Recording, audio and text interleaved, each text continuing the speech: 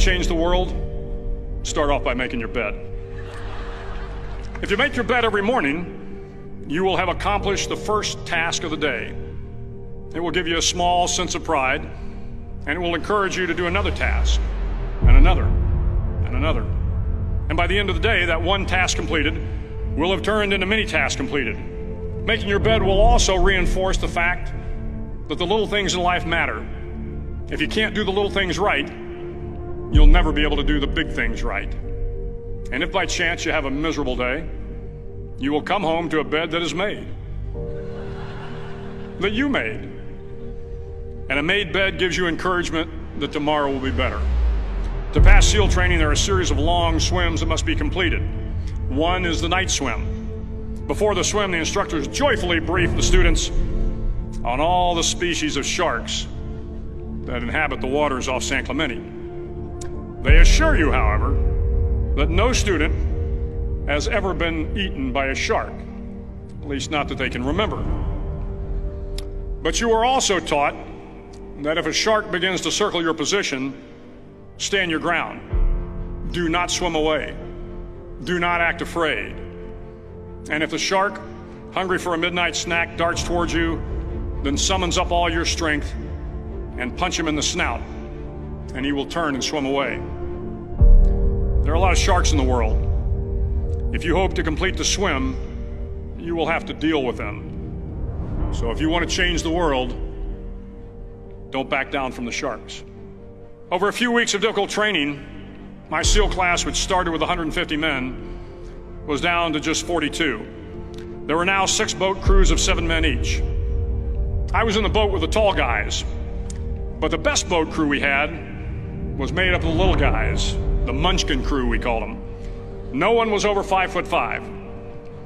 The Munchkin boat crew had 1 American Indian, 1 African American, 1 Polish American, 1 Greek American, 1 Italian American, and 2 tough kids from the Midwest.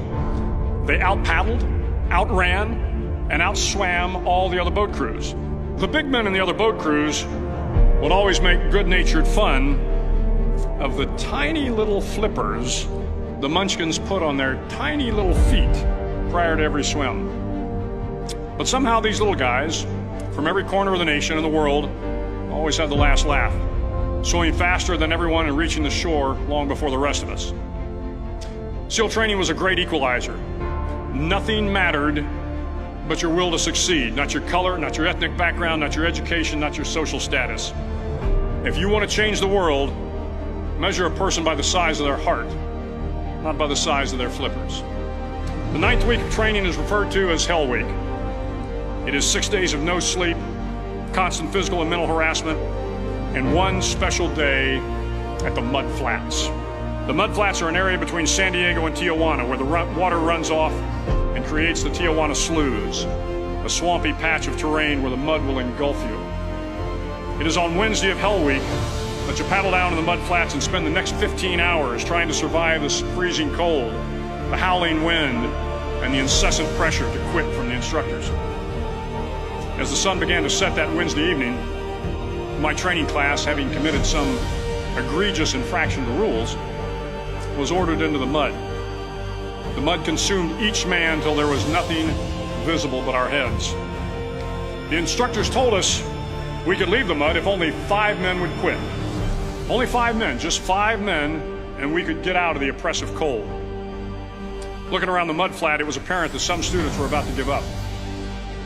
It was still over 8 hours till the sun came up. 8 more hours of bone-chilling cold. The chattering teeth and the shivering moans of the trainees were so loud, it was hard to hear anything. And then one voice began to echo through the night. One voice raised in song.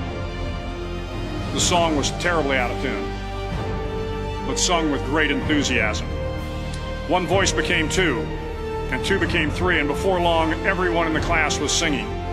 The instructors threatened us with more time in the mud if we kept up the singing, but the singing persisted, and somehow the mud seemed a little warmer, and the wind a little tamer, and the dawn not so far away. If I have learned anything in my time traveling the world, it is the power of hope. The power of one person, a Washington, a Lincoln, King, Mandela, and even a young girl from Pakistan, Malala. One person can change the world by giving people hope. So if you want to change the world, start each day with a task completed. Find someone to help you through life. Respect everyone. Know that life is not fair and that you will fail often.